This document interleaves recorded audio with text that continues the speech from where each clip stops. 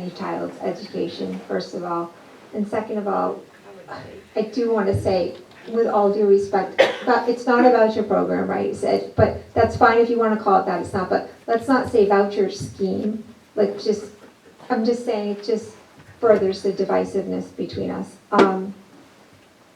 You had a couple of further questions. So when I was in office, 2020 to 2022, I can't remember if it was 400 million or 500 million that we had in the rainy day. Like we had hundreds of millions of extra dollars. So we were taking in too much money in taxes, actually, where you all should have had it in your pocket because you clearly know what to do with it. You know best how to spend your money and how to invest your money more so than the state. So I don't want to speak for you, but when we sit here and we say no new taxes or we're not going to support any new taxes, we're not looking to cut any programs. We're just saying, look, we were taking in too much to begin with, and we knew that.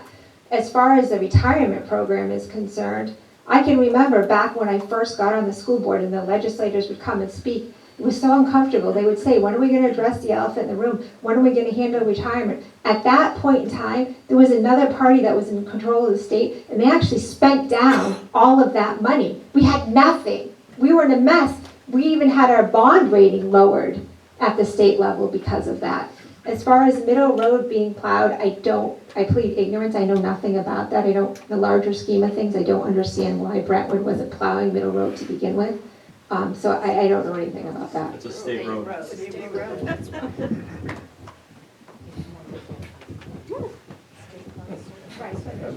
We're giving this a good thorough discussion, which is great. I just wanted to sort of put some things in perspective from my seat this past term in the New Hampshire House. We had many, many bills come through the House, not to remove this program, really, but just to bring it into some form of public oversight and compliance. None of those bills that I recall actually made it through due to the majority. I'll give you an example of a couple of the things that were proposed.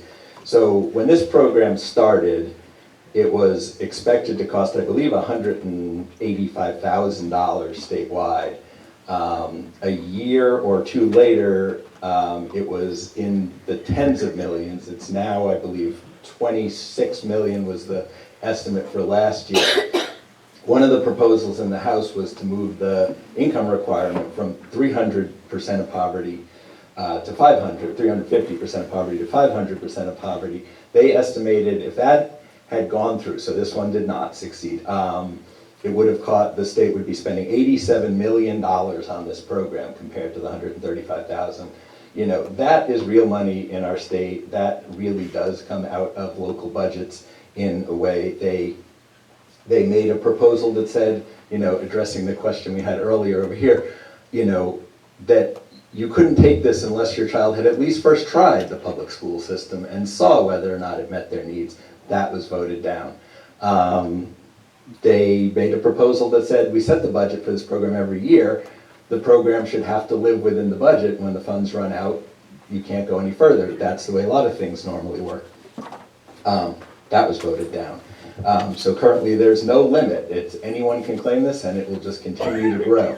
So 500% of federal poverty level is a family of four making over 6 figures. So the idea that they need to take this money out of the school system, I think, really flies in the face of the idea of it providing educational freedom. And I sort of close my opening statement by saying that what goes on in Concord often impacts things locally, but they feel like they're being impacted local. So the sharing of revenue down to the municipalities, you know, started in 2013 when they removed the share, 100% of the share, used to be almost 40% of the retirement cost for municipal workers was state. That was cut completely.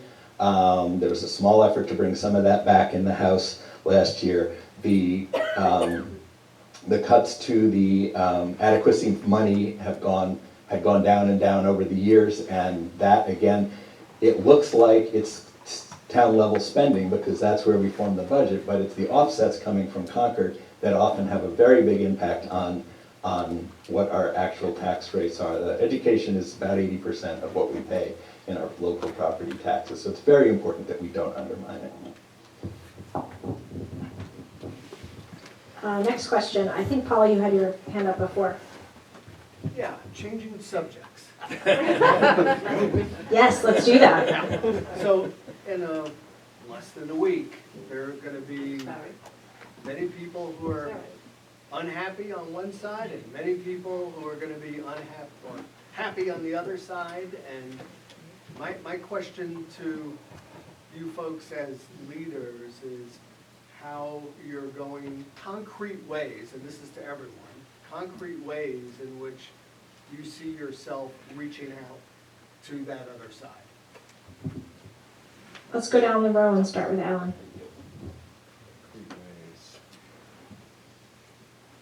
Well, when a party comes into power, they have their own policies. So you're either going to support that or not.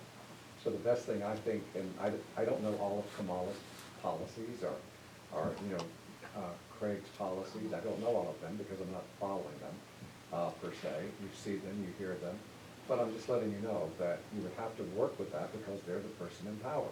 So you look at the policies and you say, how can I agree with that? How can we work together? That's the attitude you have to have, I think, to be an effective legislator. Whoever wins, Democrat or Republican, you have to do that. We've not been good with that, Republican or Democrat.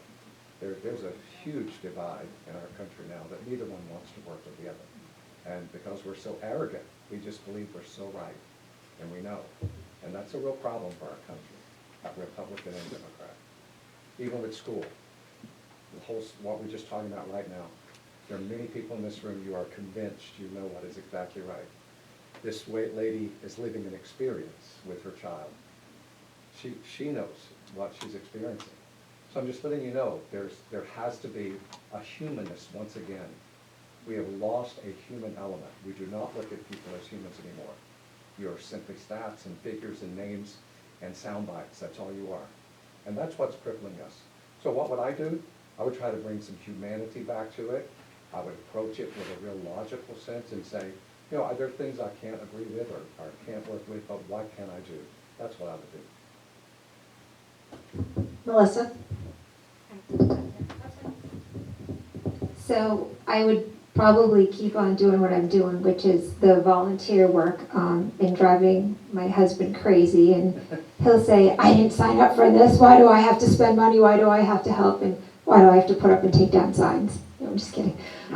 But really, my daughter and I, for example, we volunteer every year at the Easter egg hunt. You know that we play co-ed softball with Democrats and Republicans. I mean, to me, just up until just before COVID, my husband and I talk about this all the time. We had no idea in town whether somebody was a Democrat or Republican. I cannot wait for us to get back to that. When I was looking for donations to North Carolina, do you think I sat there and I said, I'm not going to take your money if you're a Democrat or you're Republican or independent, or I'm not going to give these donations to that person. The same thing with the school supplies, the turkeys, whatever. All I want to do is continue to make this community the best that it can possibly be.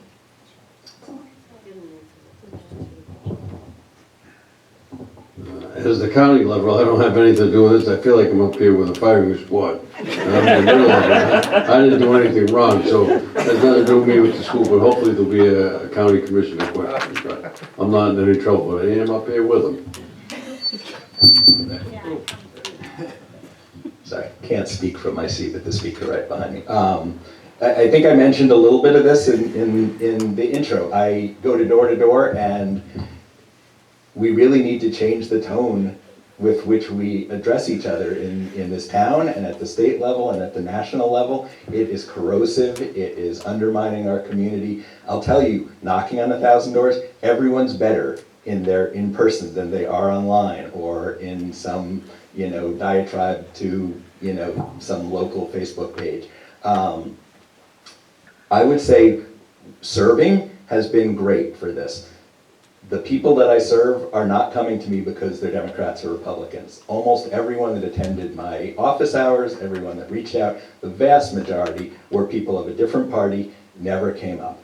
I think that's what we have to do. If folks are running to get 51% with the idea that they're going to put the thumb on 49%, that's not public service. And so I think we lead by example. And that's what I'm hoping we're doing in Concord with this Braver Angels caucus that we've created, which is drawing some of the last people I ever expected to show up to these meetings. Just for the same reason that I'm trying to say, which is people are tired of it, people know it's not good for our society, and they're trying to find ways to move past it. And it starts with people talking to each other, just in respectful ways and not immediately going to corners. I'll continue to do that. Can I speak from here? Is that all right? Of course. All right. So when I was in the state senate, we were able to, in my second year, work really closely with my Republican colleagues in both the House and in the Senate to pass New Hampshire's very first Veterans Bill of Rights. And that would never have happened without bipartisan support. That was something I was really incredibly proud of. My first job out of college was doing terrorism threat assessments as a contractor for DOD. And so that was something that I thought that really needed to be done. And the only way that that would ever have been possible was while sitting down with my colleagues who were on the other side of the aisle. Like literally we would not have had the votes to get it through. I think that that's really the only way forward. So that's in working with my colleagues in Concord. And, you know, you and I have experience on this in Brentwood, but there's a flip side of that coin as well. It's really important for me to always stick to my values and principles, and I have a pretty strong code of ethics internally in terms of like how I approach these things. I always want to be really transparent and upfront with people in terms of how I'm approaching a situation, and I'm never going to cloud the issue. For example, I'm pro-choice, right? Like I mentioned that right in my opening remarks. I'm always going to stand on those principles and those values. And I'm not going to try to mislead or cloud the topic. But it's also critically important when I'm connecting with constituents with an open door policy, which I always have, to listen. And it's more than just listening to the words. It's active listening. Like you are really trying to seek to understand where the other person is coming from, why they're coming to you with that specific concern. And also trying to appreciate it. That doesn't mean you're going to agree, but you can have an open, honest dialogue about whatever the issue is or topic at that point. But I think that open dialogue, the very transparent dialogue, and being upfront about where you stand and why you stand there is really important. Brenda?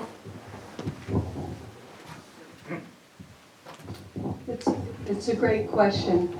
I'm also led by my values and my true north. And that really started with my family, my religious upbringing, my schooling, my profession.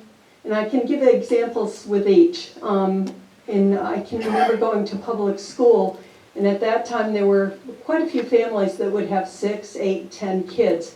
And I can remember being in a classroom with someone I knew that was incredibly poor from a very large family, but I knew that child would have access to the same quality public education that I had, and chances are she could get just as far in life as I could with the same excellent public education. And so I've always valued public education, and I will continue to advocate for that. I think that we, no matter which side of the aisle we're on, we value our families. We want to do what's best for our kids, our communities, our state, and our country. It's just we have different ideas on how to get there. Public education, a woman's right to choose. I'm still going to advocate for those causes. But I think it's through open dialogue and letting our representatives and senators know where we stand and engaging in this process. That's what makes us a state, and what makes our government is the ability to discuss in forums like this. So I will continue to work for the values that I hold dear. Over here? I live in the Villages of Three Ponds, which is a 55-plus community, and the senior population in Brentwood and in the state is growing. And what I have not heard from anybody tonight, I'd like to know What have you done or what will you do to support the growing senior community? John? Yeah.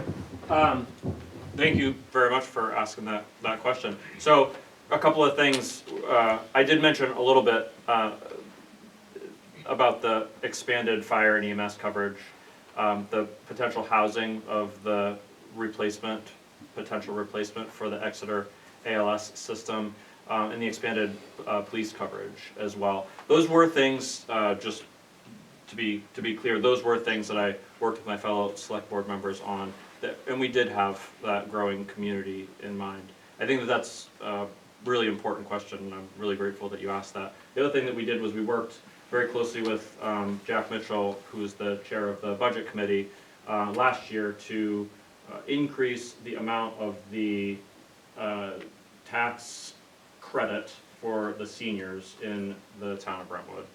So that's more action. That's another substantive action that we took, given that growing population. I will also tell you, weekly meetings at this point, budget season, Tuesdays at 6 o'clock over at the town offices, and you can reach out to the select board anytime, because we want to hear from you. It's how we're able to get a understanding of the really important issues for you and the town, especially as you're probably relatively new here, if you're just moving in over there. And welcome to Brentwood. We're glad you're here. Does anyone else want to address that? I haven't been able to say this, so I'll talk about old people. I love old people, so. As a county commission, we've done a lot, and by the way, when your 3 ponds over there, we made a vow about 3 years ago when you guys built all those new homes. We actually, that 500,000 gallon water tank that's across the street, I spearheaded selling you guys the water. So you guys were gonna drill wells. They get a really We got $75,000 for every one of your fire hydrants to help offset taxes. We got the same money that Hampstead pays for their water, you're paying the county. So we got about $180,000 in revenue to feed your place with water last year. But as far as the elderly, when I first got elected, they closed adult medical daycare. And for those who followed, I know Liz followed it, and I was really, really upset, and it cost 2 commissioners their positions. The elderly are really something that has to be taken care of. They really have to. We opened the hospice wing now in there, and for those who haven't had the opportunity to go to that nursing home, go there. But there's nobody stronger with the old people. I'm trying to straighten out because I'm getting older. It's going to be perfect when I get there. We really need some housing. The adult medical daycare is a big thing to keep the people out of the nursing home and get them out. And Liz was a state rep at the time, and she remembers filling up that hall. And I told the other 2 commissioners, go there the day that has to close. If you don't have a heart, you won't cry. So I support the elderly. Nobody's stronger than me. And I hope you like our water.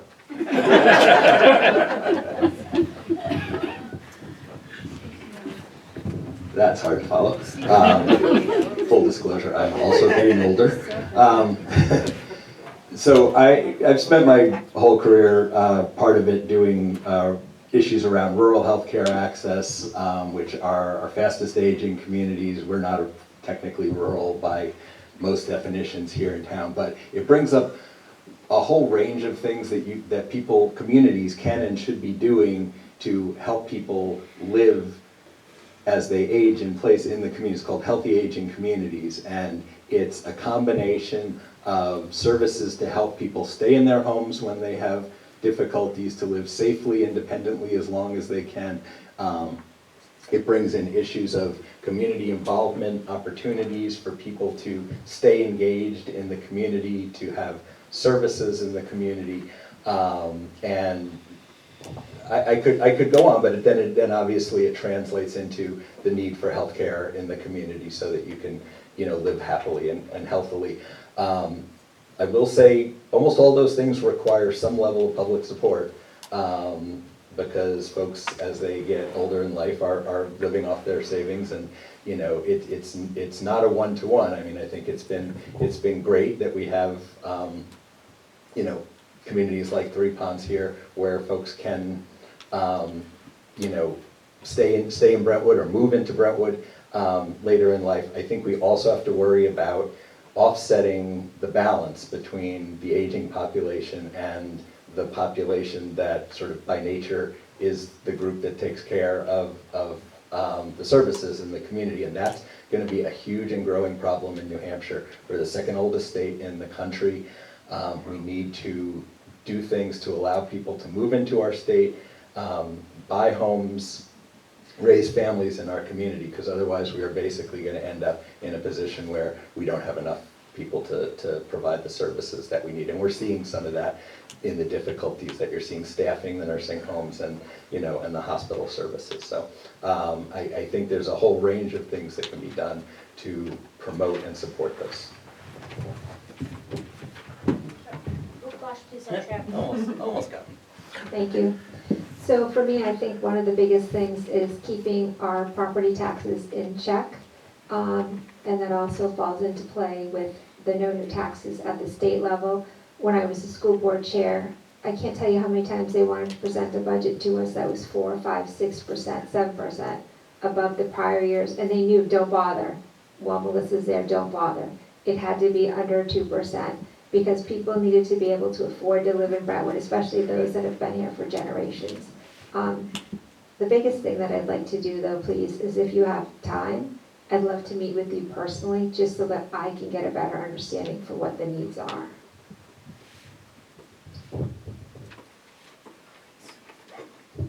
Okay, thank you. I knew I had someone. I think you and then you. Go ahead. Okay. I'm Keith, I'm from Fremont.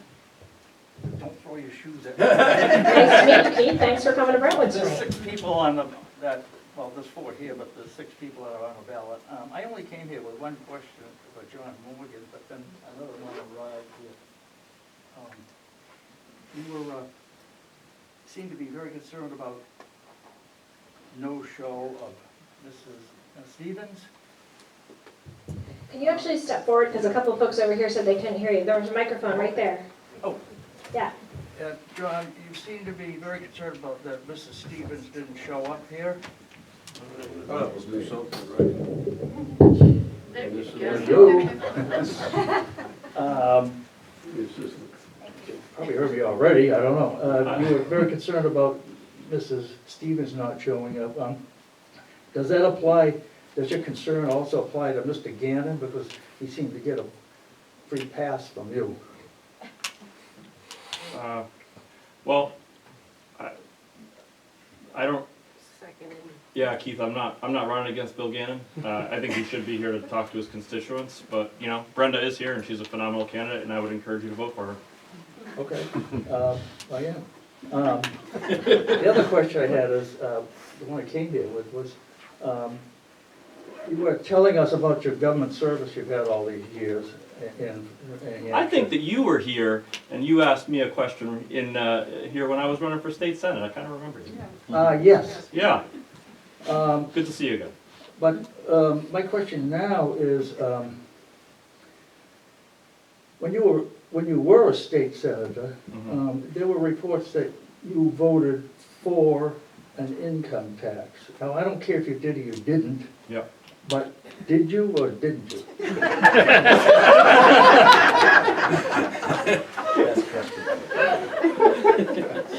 Keith, it's nice to see you again. I fully, so the feedback, the reason I keep getting up, the feedback from that microphone is like killer. It's like a ultrasonic. I do turn it off. No, I wanted you to understand why I'm getting up. I fully, I am 110% opposed to an income tax or a sales tax in the state of New Hampshire. Now, what my opponent unfortunately wastes our time in referring to, the Executive Council has absolutely nothing to do with the taxation of the state of New Hampshire, just so we're all on the same page. But it's an important question to ask, and I'd like to be able to answer it for you. So, right now, in the state of New Hampshire, we have unemployment insurance, okay? So do we have, the question is, do we have an income tax? Well, no. We have unemployment insurance, though. The thing that Councilor Stevens keeps wasting our time with on this this false attack. And she knows it's misleading. It's misleading just like when you heard that she supports women's health as one of her top priorities in her statement, yet she defunds our reproductive health care clinics. But the misleading part of this is that the very conservative New Hampshire Business Review, Michael Graham is the author, you can go Google Michael's article on the income tax issue, is that what I voted for was a paid family and medical leave program. Now, I mentioned, and Melissa knows this full well, you had a really close relationship with Dad.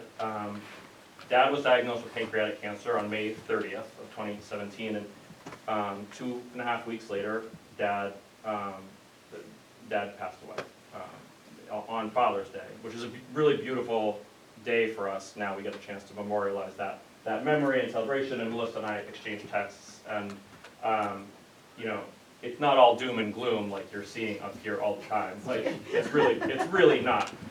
We're doing a public service by sharing with you our different views, but we should, there is a personal connection here. But Dad died with me holding his hand and my family around him. And Keith, here's the thing. I had this thing called paid family and medical leave for my company. But the vast majority of people in the state of New Hampshire do not have paid family medical leave.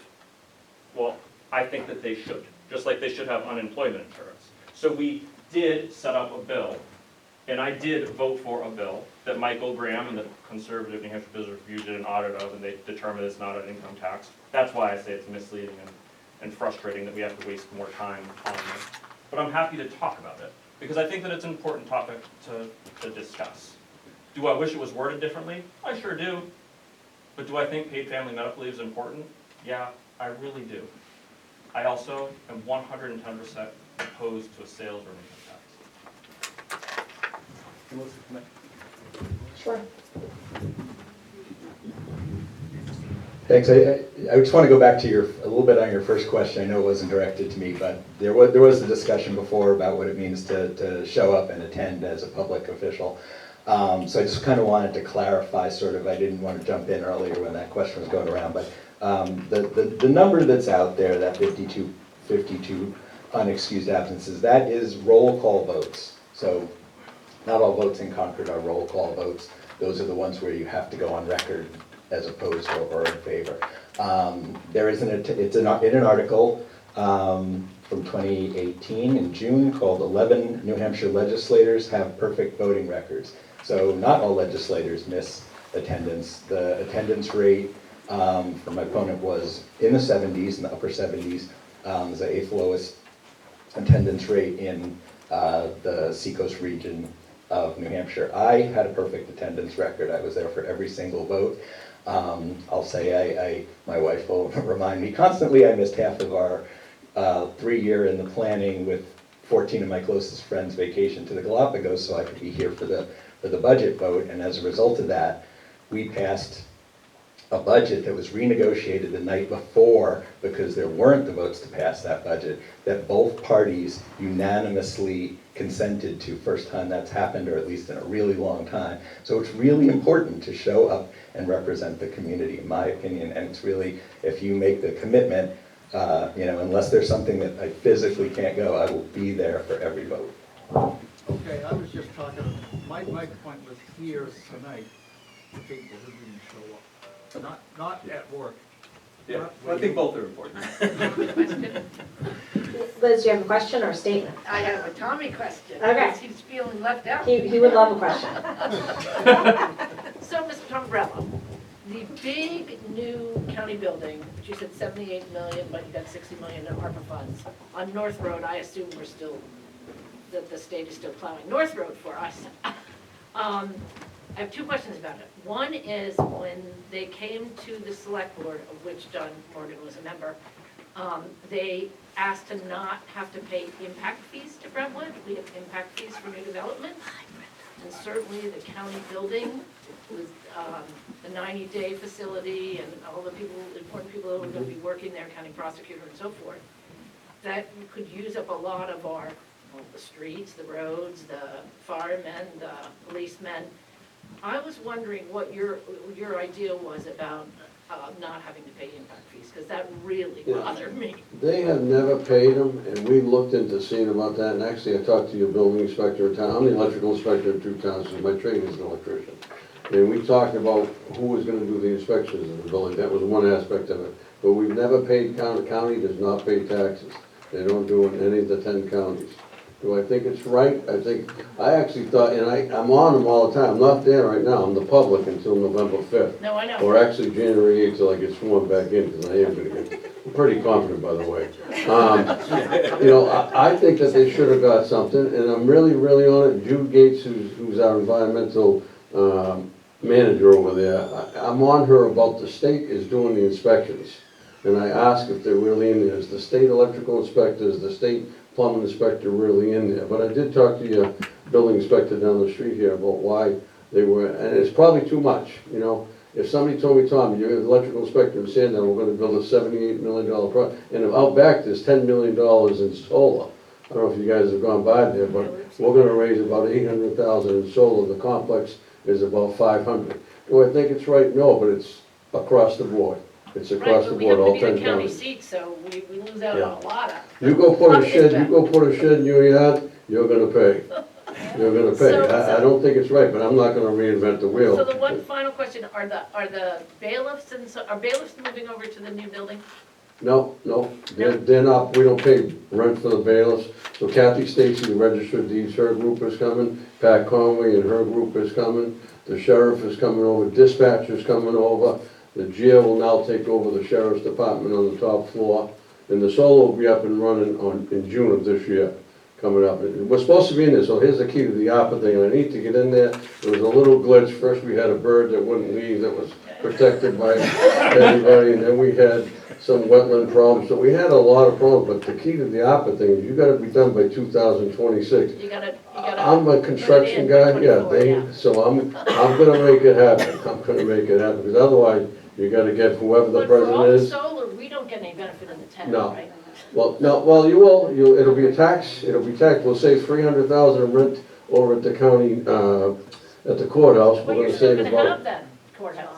Courthouse still we gonna be pay, there. we pay 300,000 in rent, trust me. Aren't you gonna still pay $300,000 No, we're with the new leaving. building? We're leaving. But not The courthouse, everything's going. they can put a Starbucks in there, I don't care. We pay rent right now for the county attorney, be down Seller, and Kathy Stacy, the registered deeds to be there. We're gonna be over here. What about all the courtrooms? No, the court is the court. Let Chris Sununu or whoever the governor is figure that out. It has nothing to do with us. The bailiffs are paid by the state to protect the court.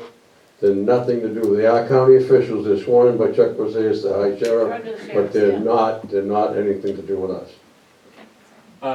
So on the select board, since you mentioned that I was there, and Doug Finnan is sitting there, he's shaking his head, because you know, we asked the tough questions over and over again, because we were. You were trying. I am thrilled to hear that you're open to the idea, because we've asked the tough questions over and over again, and the other issue is we have Kip Kaiser, who does great work as a building inspector, but you take a project like that, and you would need to hire an entire other headcount to the staff, which Liz, I know that you would love so much. So we couldn't, that's really the reason why we deferred to the state on the inspections as well, because we really just don't have the manpower in the town of Brentwood. Paul? Quick question before the night ends. Where do people stand, those running for state positions, state house positions, on legalization of marijuana as a revenue source? For or against, and why? All ask that question. Okay, I made Alan start last time, so Brenda, you start this time. I'm for the legalization of marijuana. It's legalized in all of the surrounding states with the proper regulations. We should be bringing revenue into this state.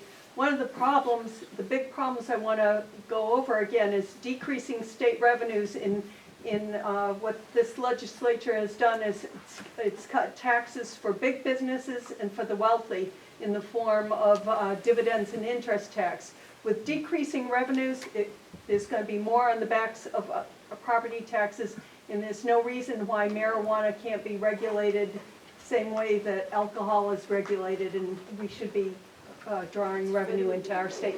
People in our state can get it elsewhere, so it's not as if we're restricting its use. Ooh, I moved here from New York City, and anywhere you go in New York City now smells like pot. I don't want that here. Doesn't fall into the 3 Cs, the courts, commissioners, or contracts. Yep. But I'm pro legalization. I'm pro legalization. So I mentioned that I come from a background in public health, so I'm gonna give a slightly wonky answer to this question.